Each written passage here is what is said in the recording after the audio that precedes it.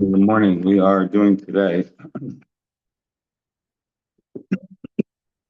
a Nun Daled Aleph and Daled the Gemara and Nun Daled Beis.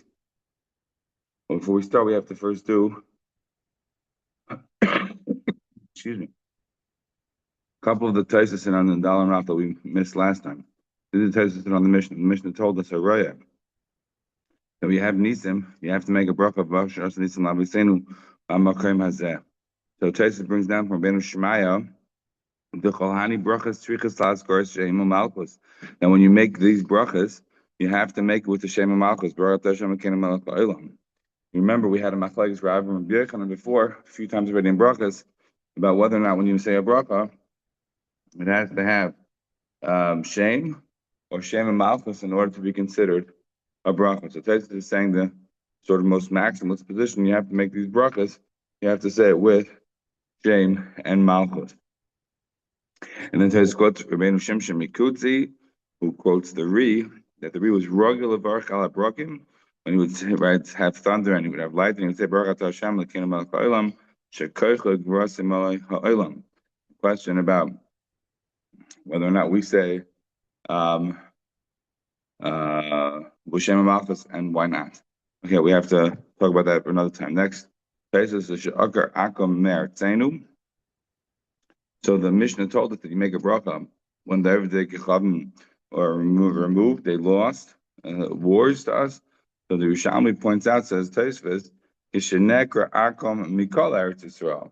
You don't make a bracha just on one battle. You make a bracha. Sounds like only after they were fully removed from the land. The next Tosfos is Valan Aris on the rivers that you make a bracha. I said, you don't make a bracha on every river that you see, only on the four rivers that I mentioned in the Torah. The Torah mentions a couple of major rivers, the Euphrates, right, the Nile. What about the Amazon? The Amazon's a massive river, right? It's huge. What about that? Right, the Volga, right? There's another huge river in Russia. Right? So that, I don't know. It sounds like from Tosfos, we want to limit it down. But the Mishnah said, Al Ha'aretz. But Tosfos says, no, doesn't mean all the rivers, only the ones that are in the Psukim. Right? Why did Tosfos say that? And what about other massive rivers that are just as major, just as important to the world? For example, like the Amazon, which is perhaps one of the most important rivers, the Amazon, the Nile. Okay, we'll have to leave that on the side. One other thing I want to point out is that Rashi, I have it brought down in my list of Rashi. On the end of the Mishnah, it said that you make a bracha of Shalom, which is says in Hashem that they want to start using Hashem's name to say Shalom Aleichem to people. The Rashi my most of Rashi brings down from Rashi. The mutal adam l'shol b'shalom chaver b'shem. It's mutter to use the Shem Hashem when you say Shalom Aleichem to somebody. You go and yasam Hashem Aleichem Shalom. Be'em b'im Shem Shem Shemayim Levatala. It's not considered Shem Shemayim Levatala. Right? That's the Islas Hashem that they started to do that. Lishna Achrina Sheila Shalom B'Shem. The Chayv Am l'shol b'shalom chaver b'shem. The person actually mechuyev to do so. And the way we do it today by saying Shalom, when that's one of the names of Hashem, like the pasuk says in Shoftim, Vayikra Lo Hashem Shalom. Since that's Hashem's name, when you say Shalom Aleichem, you're essentially bringing down the name of Hashem when you say hello to someone. All right, now up to the Gemara. So the Gemara says, how do you know this idea that when you have a miracle that happens, that you have to make a bracha? The Yisrael said when he came and he saw the Jewish people, he said, Baruch Hashem, who's the first person who said Baruch Hashem? Wasn't Yisrael?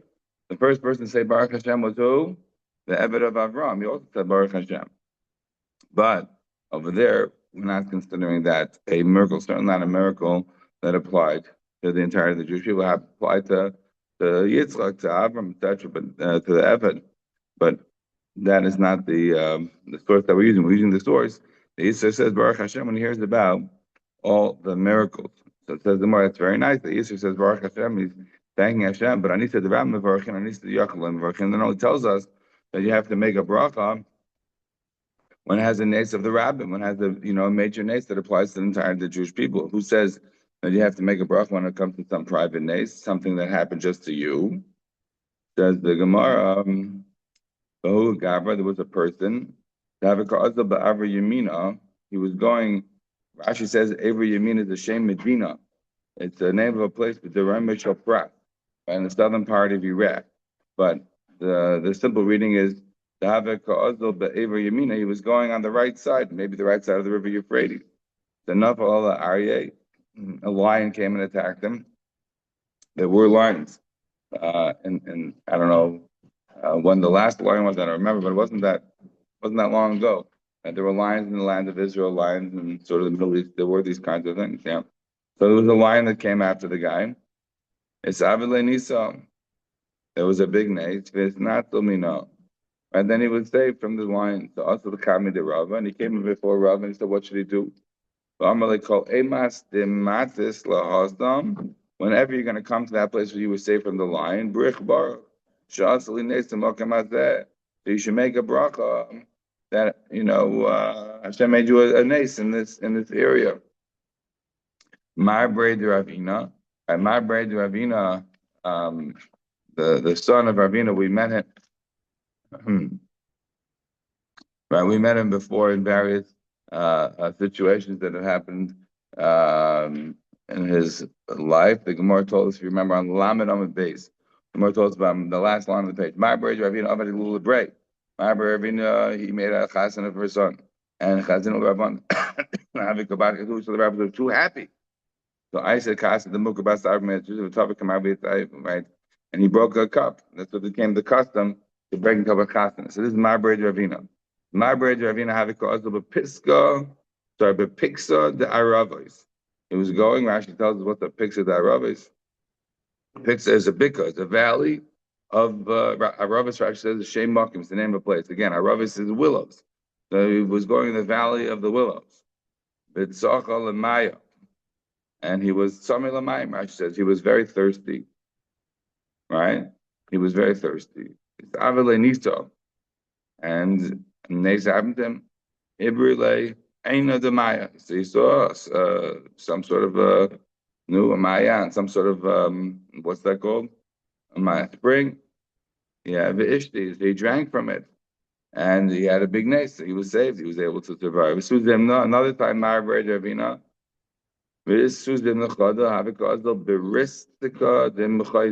Right? He was going, Rashi says, Beristika is the shuk. He was going in the market of Mechaiza. V'nafal oleh gamla pritza. Rashi says what the gamla pritza is a gamla meshuga. Right? It's a crazy camel, and the crazy camel was going to attack him. And what happened? Isparkale ashisa. Rashi says, what does that mean? Naflachem must buy it. So you have some sort of a house. The walls fell in. He was able to jump into the wall and hide from this crazy camel. So Olagav, he was able to go and hide from it. So when he came, obviously he remembered, what the other story was about what you're supposed to do when you come to these places. So Kimatul Aravais, when he came to the willows, Baruch Sheasa Li Nes Baravis of a Gomel. When he would get to the willows, he would make a bracha on the fact that he was saved by the willows from the situation that he had in terms of the drinking, and he was able to survive. It's willows. What do we call willows in the Torah language? What do you have them? Aravis, right? Arve what? Arve nacha. Right. The kosher willows are willows that are near the water. Right. That's by definition what a willow is. It grows by the water. Obviously, the willows also grow outside the water. But anyhow, with the nace that he found the water. Yeah. So what's interesting about his bracha was that when he went to the willows, when he was in the place where he had the water, he made the bracha by Ravis Ubagamo. So he thanked Hashem for both saving him by the willows, where he had thirst, and by the gamo, right? And when he was in the marketplace of Machais, then he got saved from the camel. Why did he have to do both? Why, when you get into the place of the Ravis, you should make the bracha on the water. You should make the bracha on the marketplace, on the bracha of the gamo. Why are you putting them together? No, I don't have an answer for it. Not 100% sure. When he would get to the place of the marketplace, Baruch, Shas, and Lines, Begam, Ubaravis. And he would make a bracha for the camel and the aravis. But you notice the difference. In the marketplace, he made the bracha first on the gamal, and then he mentioned the willows. And in the And the place by the willows, by the thing, there he mentioned the willows first and then the camel.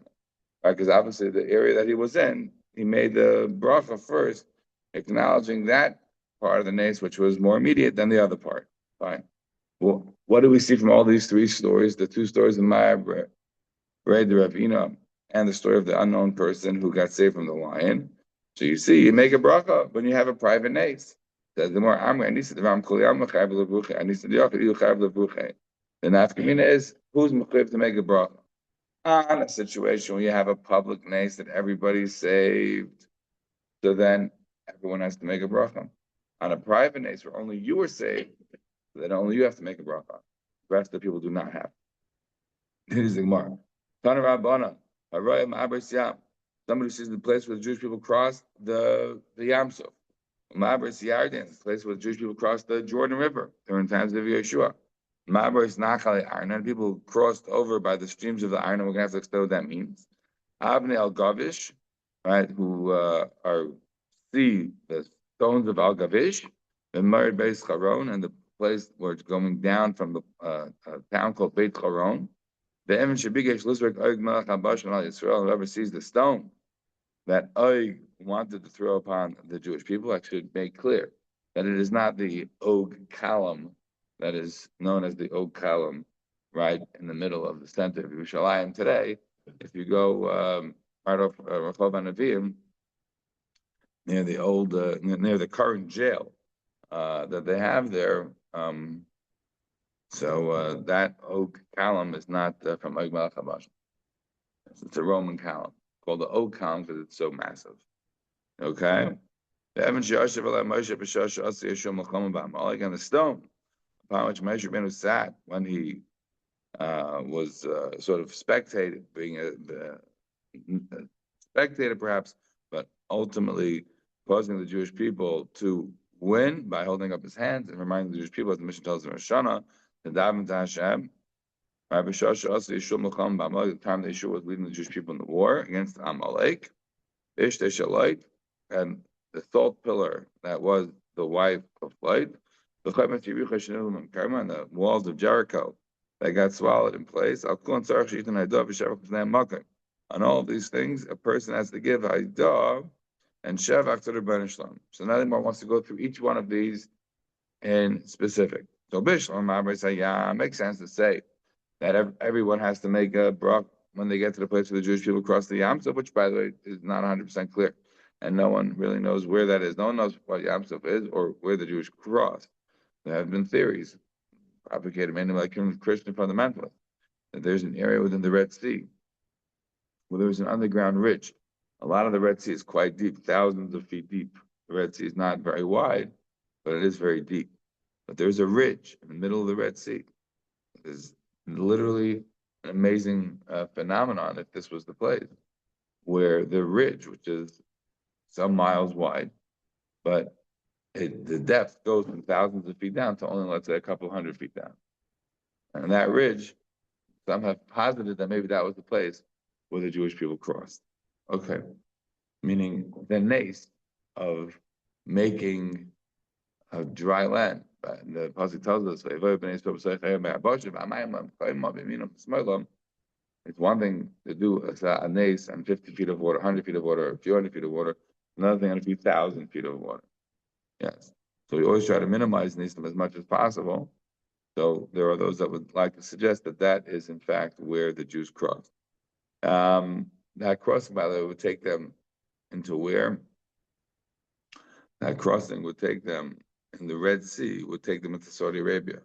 It opens up a whole host of other questions. I really can't get into the topic now. It is a very interesting topic, but not now. But not going into it, right? Okay. All right. So when you get to the Mabris Hayam, when you get to the crossings of the Jewish people, wherever they were, maybe this more indicates that they knew then. I'm not sure. But if you knew where it was, so then you have to make a bracha. Because this pasha, it's a big nace.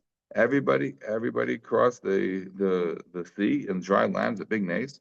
So of course you have to make a bracha. It's a nace for the Jewish people. And what about the place where the Jewish people crossed the river Jordan? Where's the big nace? So yeah, by the way, if you go to Israel today, on the Jordan River, which is Unfortunately, it doesn't look like a river anymore. It looks like a stream, a puddle. It's nothing major. It was never even as big as the Hudson River, but it was once a much more mighty river. But they dammed it up. Israel dammed it up by the Kinneret to keep the water and not to right, because the river, the Jordan River, is the river between the Kinneret and the Dead Sea, right? But the Ganya Dam, which has by the Kinneret, holds back the water in order to keep the Kinneret full so that the country can drink, which means that the Kinneret is very, very small. That being said, there is today a Christian church at the place that they have a tradition to Jews cross. Much of what we know about a variety of places in Israel, in terms of the names, in terms of burial spots, is in part because of the names that the Arabs have for these areas, which they got from us. But those names, they may be Arabicized, we Hebraicize them, but fundamentally they are the source for our knowledge, perhaps, of a tradition that specific area in the Yarden, which is there today. And there are signs there that say this is the place where the Jews crossed. That's what they say for the tourists for us. But they're basing it upon the fact that there is a church there, that is the tradition that the church kept, the Arabs kept, whoever kept it from a long time ago. So it could be there are those that discuss that you make a bracha in the Ma'aber Yarden because that's the tradition that we have that we know today. Maybe not. I don't know. But we'll move on. So, but we know that there was a nace over there too, because when the Jews crossed, the pasuk says, Hashem becharava. The Kahanim were standing right on the dry land with the Aaron, and that enabled the right. It was different than the crossing of the Yam Suf. Right by the crossing of the Yam Suf, you had the water on both sides become walls, right? But not by the river. By the river, when the Jews crossed the Yarden, only one side became a wall, right? Because what happens to a river, by definition, it flows from the higher to the lower. So the Yarden, the area that was lower, flowing down to the Dead Sea, of course, that was already dry. Once it stops coming from on top, there's no more water on the bottom. That's not a nace. That's just nature. So there was only one side of the wall. All right, but either way, you still in the nace, so you make a bracha. Says the Gemara. So remain dry. That's what the pasuk tells us there. That it remained dry until the whole nation had crossed. And what is this? The crossings of Nachle Arnon. Where is that? The crossings that the Jewish people did by the streams of Arnon. We don't know what that is. There's no open miracle that the Torah talks about. The Gemara now explains. The explain because the pasuk tells us there. At the end of Parashas Hashem. That's what's written in the book of the Wars of God. As Voy Besufa of Asanacholam Arnon. We have no idea what does it mean. Voy Besufa, Asanacholam Arnon, and the streams of the Arnon. So now they more explains. Tana as Voy Besufa. What does it mean? The pasuk says as Voy Besufa. Shnei Mitzayram Hayu. There was two people who were Mitzayram, two people who were lepers. What do we know about lepers? They're not allowed to travel in the machna, right? They have to travel separately. They have to travel outside. We also have a story like that by the Mitzayram in Navi. The nace that they saw, they told the Jewish people didn't know about it. So here we also have a nace that the Mitzayram saw. They told the Jewish people about it. They were traveling the end of the machna Israel. They were outside the campment. When the Jewish people were coming by, also Amorai, there were various Amorites. We turn the page now to Nandal and Amud Beis. So the various Amorites that were traveling through, the Avdilahu Nikirusa, they burrowed themselves into caves. Basically, the Jewish people were traveling through an area where the Amorites, the Amori, thought that they were going to be able to attack them good, because they were going to have to go through an area that had a deep ravine, and basically there was two sides of the mountain. And they thought that if they're going to hide themselves into caves, then they're going to be able to get the Jewish people as they pass on through. And so they were hiding inside these in the mountains. When the Jewish people are going to pass by, we're going to kill them. They didn't understand that the way the Jewish people travel was they had an Aron. That Aron was very miraculous, and it traveled before the Jewish people. And it would just like laser blast the mountains from before them to make the path as smooth as possible. Kevin to us Aaron, so when the Aaron came along, it basically zapped these mountains together. So that the best laid plans of mice and men, they had no ability anymore to attack the Jews. They were trapped into the mountain. They died. So it the Aaron blasted or zapped these mountains together. The Katalinon, and it killed them. The Nachas the Mail and Nachale Arnon. And basically the blood was streaming out into the streams of the Arnon. How was this known? Ki also as Voyev, when Es and Voyev came along, Rashi explains, once Kishachazra Harmlam coming, once the mountains, now the Jews had passed, so that everything goes back to the way it was. So now the mountains are brought back apart. So the people who have been stuck, in these, made themselves these makeshift sort of caves or whatever, they put themselves in, hiding on the side of the mountain, waiting for the Jews clandestinely. So they've been smashed together, and therefore they all died. And now when it's being separated apart, so all their blood comes streaming out, and that was seen as it was streaming down the ravine into the streams that these Nabuch, Mitzrayim, they have to travel regular. They don't get the big benefit of the miracles, so they saw all the blood and they realized that there was a big attack. So Kiyasu Azvai Chazu Dama, they saw the blood, the Karnafik, Vivene Ture, that was coming out from the mountain. Asiva Amalu Yisrael, they came and told the Jewish people about Ambushira. And they said a big praise to the bunch behind the Sivesh and Anachol Mashanot Sheves Or. This is what it means when it talks about the dripping from the streams. That was L'Sheves Or. That Or, Rashi explains, is an area by Mayav, and that's where this nace happened. So it was not a nace that's mentioned in the Chumash in an obvious way, but since we know about it from these Mitzvah, that's how if we get to that area, we also have to make a brach. I just want to point out one cute thing here. So if you look at Rabbeinu Chananel, on the page before in my Gemara, it says, Rabbeinu Chananel says, Es voiv shnei bnei adam echad shmei es. The pasuk tells us, Es voiv b'sufa v'sanachol arnon. So the names of the two guys were Es and Voiv. Echad shmei Es, ve'echad shmei Voiv, v'shnei mitziram hayu. Now I find this from Rabbeinu Chananel pretty funny.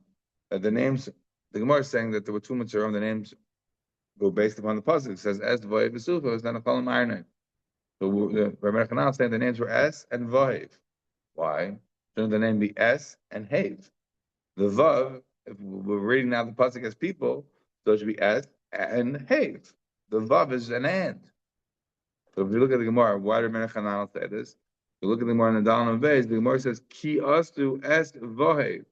The Gemara says when Es and Voiv came, the Gemara uses the lashon that Hav wasn't his name was Voiv, which reminds us all of the classic joke that everybody knows from Purim.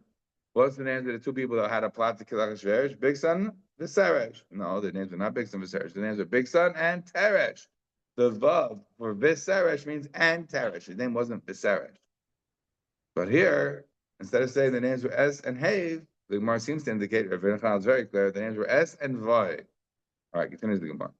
Avnei al Gavish. What are the stones of al Gavish? These stones that came down later on in the times of Yeshua. Everybody remembers the famous story of Yeshua. He was in a big fight, and he says, "Shemesh v'givayim doim v'yarech b'emek alone." Right? The sun should stop. The moon should stop. I'm not getting into the whole topic. Did it stop? Did it relatively stop? The Maharal, the Red Dot, all of it. It's very fascinating. We don't have time. So, for our purposes now, at that time, Hashem threw down stones from the Hashemayim and killed more people than the Jews were killing with the sword. The Gemara explains. So what is the Avnei al Gavish? Says the Gemara, Avanim, Avnei al Gavish, my Avnei al Gavish, Tan Avan Shanul al Gav Ish, V'yord al Gav Ish. They stood in place, suspended because of a person, and they came down because of a person. What does it mean? Says the Gemara, Amdu al Gav Ish, that Moshe. There are two people who are called Ish in the Tanakh, right? In the Chumash. One is Va'ish Moshe Anav Ma'in Mikal Adam. And so, what does it say about Moshe? That by the bar, Ara is asking, for it to stop. So Moshe ben Daven ve'achtu lakos v'abar motali l'tach arza. So the bird stopped in place. What happened to all the stones that were in the middle of falling? Ve'achtu l'bar. It stopped. What happened if they were in the middle of coming down? So they understood that they suspended in place, and then they moved from Mitzrayim to Eretz Yisrael. And what happened? When did they come down? Yardu Agav Ish. They came down later on. A special person. Say Yeshua the Siv. Yeshua Benun Ish Asher Rachba. He's also called Ish. What does it say about him? Right. That's why it's called Abnei Al Gavish. Right. It's what does it mean? Al Gavish. Sha'amdu Al Gavish. Yardu Al Gavish. You got to find somebody who's called an Ish. So you found Moshe and Yeshua both called Ish. Still. When they were running away from the Jewish people, when they're coming down from Beit Charom,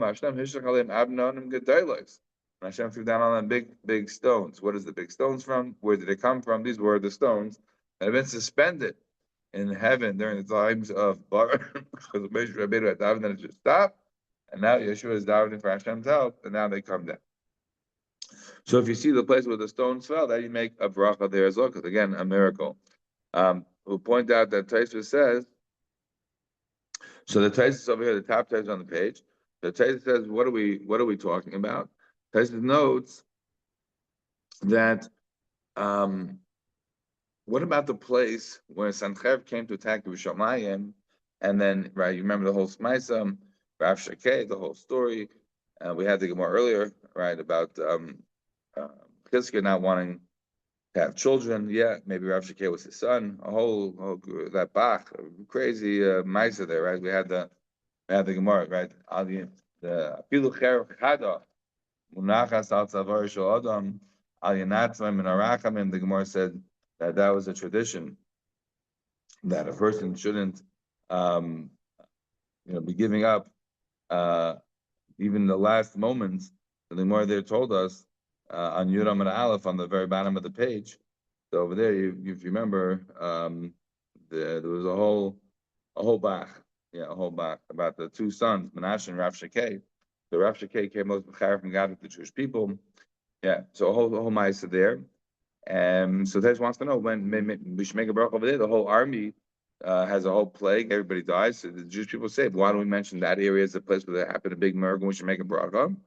So Tesh says, maybe it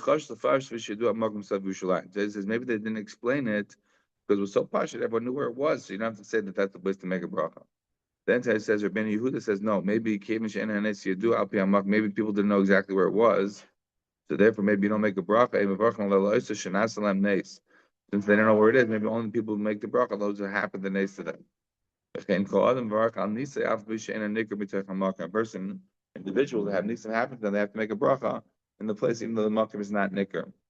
And for all practical intents and purposes, I don't know if there's anyone who claims that they know exactly what the space is where the army of Sanchev was routed, to say that you should make a bracha there. Okay. Here's the Gemara. So we are now on the stone of Oig, right? The stone of Oig. Again, this is nothing basis in the Psukim. We have no idea about it. We only know from Chazal. So the Gemara says, Evan Shabikesh Oig Melech HaBashan L'Zirkat Yisrael, the stone that Oig Melech HaBashan wanted to throw upon the Jewish people. We have a tradition about it. Amar Machni Yisrael Kamav. Oig said, how big is the Jewish people's camp? Plus the parseh was 3 parsois. The Ezel V'Yaka 2 bar plus the parseh. I'm going to go and uproot a mountain that's 3 parses big. I'm going to throw it on the Jewish people and kill them.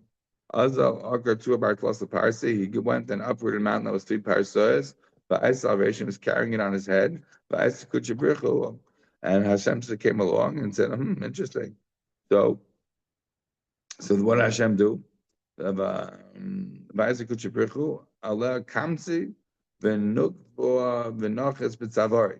Hashem had a little namalim, little ants, come along and start eating out of the mountain. What happened? And they made holes, and as they were dropping the eating through the mountain, so the mountain started to crumble and fell on his neck. Meaning his head is now stuck in the mountain. So he wanted to sort of rip the mountain off his head and throw it on the Jewish people. So so his teeth extended, became like elephant tusks, and they sort of attached themselves into the mountain. He was unable to detach the mountain from his teeth. I know the sieve. This one means in Pasuk says Shinei Risham Shibarta. That's what it means, that Hashem breaks the teeth of the wicked ones. That's what Hashem meant. Lakish. The Amar of Shem ben Lakish, because Rish Lakish said, "My dechsev shini risham shibarta." What does it mean that Hashem says He breaks the teeth of the risham? I'll take a shibarta. Don't read it as Hashem breaks the teeth of the risham. Ela revavta. Hashem lengthens the teeth of the risham. In other words, his teeth were lengthened out significantly.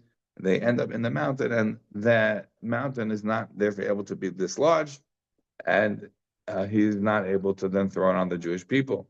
So what happened? How did the story end? Again, this is not in the Pasha of Psukim. The Pshat in the Psukim, the Moshe Rabbeinu beats Og. But this is the backstory. Yeah, so the more explains Moshe Kama. How tall was Moshe Rabbeinu? Eser Ames. He was 10 amas tall. Shakal Narga Bar Eser Amen. He took an axe that was 10 amas long. Shiva Eser Am. Rashi says he jumped 10 amas. Umachia v'karsule v'kartan. He was able to hit him in the ankle, so he was 10 amas tall. He jumped 10 amas, he had an axe 10 amas, and hit him only in the ankle.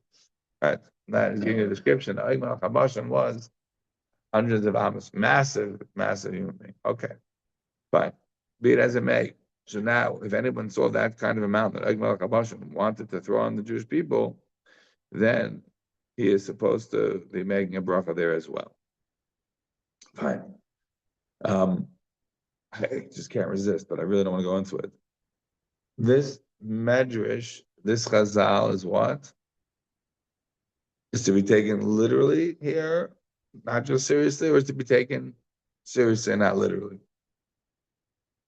By definition, this chazal, understood by chazal, is understood not just in a serious way, but in a literal way. Because he's saying a halacha. The halacha here is that you make a bracha if you saw that mountain. That means clearly they understood this medrash as historically having happened, even if it's not in the Psukim. This leads us to major questions about, does the Torah mention all the miracles, the fascinating and fundamental machlokes in the Ibn Ezra and the Ramban, if the Torah is a history book, and why did it mention Yocheved, who was much more of a miracle that she had a baby at the age of hundreds and 20 more than, Sarah and 90. You can't get into that. It also leads to another question, which is, if you say that the little medrash says should be taken literally, not just seriously for kids, but as adults, we should be able to understand what the medrash is trying to say. This Gemara stands in opposition to that. This Gemara sounds like Chazal certainly understood this is not just being a way of explaining the incredible miracle of the Jewish people being Og Melech HaBashar, but in a literal way that this is what actually happened. Okay, continue Gemara. The stone that Moshe Rabbeinu sat on when the war was happening with Amalek, what does it mean? The Moshe Rabbeinu's hands were very heavy.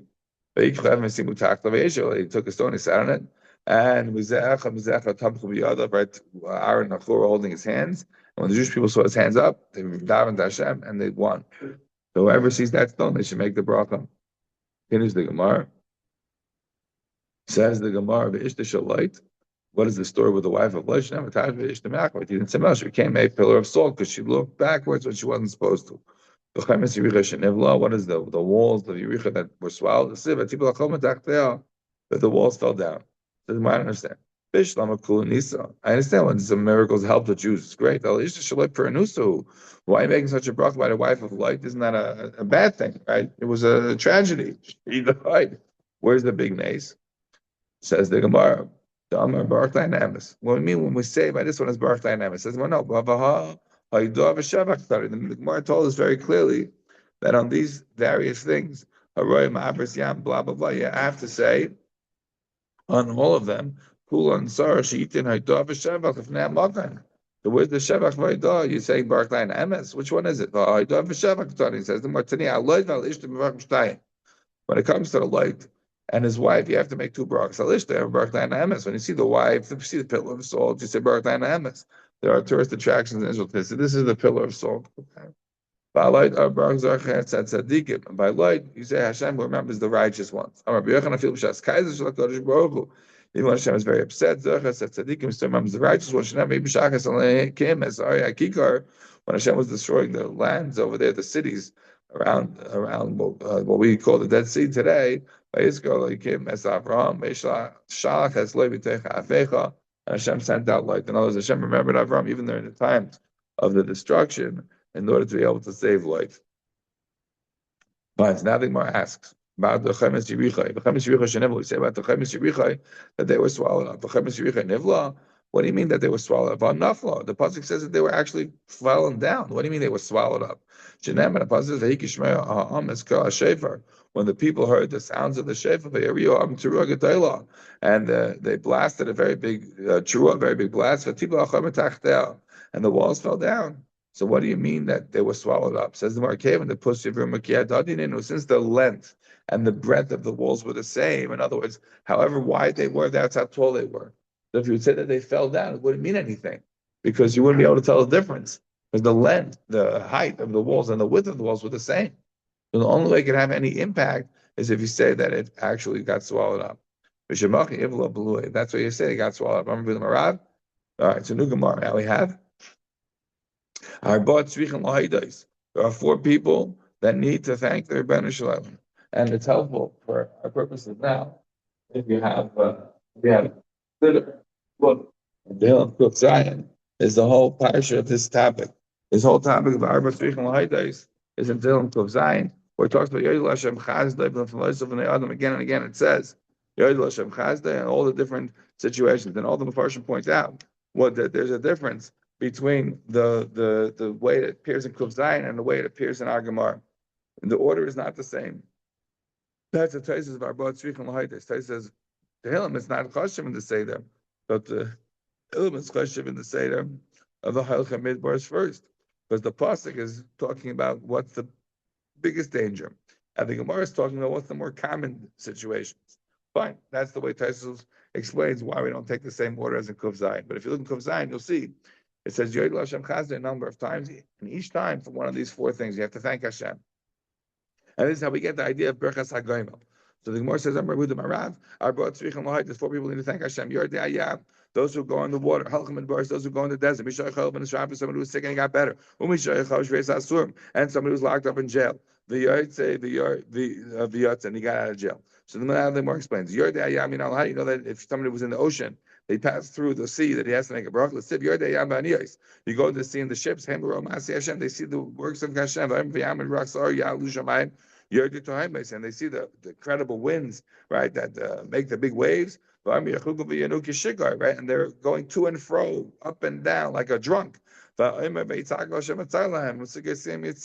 daven to Hashem from all the travels and all the travails. And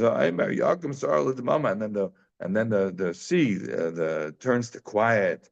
Right, the winds stop. And they're happy because it's silent. They thank Hashem. And again, the Siv Tola Midbar Bishimain, and they're going in the desert, in the wilderness. And there's no place to see, no cities, no places for respite. And they go on a straight in a straight veg. They go on a clear path. They're able to get out of the desert. They have to thank Hashem because again the pasuk over there says Yod Hashem Chazdei. Mishachol ben Israel, somebody was sick and he got better. Right, the fools and they're going in their way. And they end up being punished for all the sins. They're disgusted by food. When they're disgusted by food, they don't want to go near food because they're sick. And they also cry out to Hashem from the terrible suffering. Hashem sends His word, as it were, and it makes them healed. Again, they thank Hashem. And somebody who was in the jail, they're sitting in the darkness, and it doesn't continue. The end of the pasuk is those who are in iron chains. Right? So maybe because they went against the word of Hashem. And they also cried out to Hashem in all their suffering. And Hashem took them out from the darkness. And they also have to thank Hashem. What do they say? They make the bracha of Gomel Chasanim Tovim. And we call our Gomel. Abai says there has to be at least 10 people. The Siv you have to do it in public. Two of them have to be rabbis. Because you have to do it in Moshe Zaken, Maskul Rabashi, maybe you have to have all of them be rabbis. No, it doesn't say Bikahal Rabbanim, Bikahal Zaken, mixed it Bikahal Zaken, Bikahal Am. So there just have to be some rabbis among the group.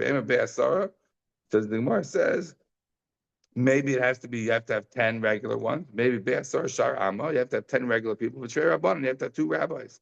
Kasha, the Gemara says, it's a question. All right, we'll have to stop over here and continue on this sugya again tomorrow.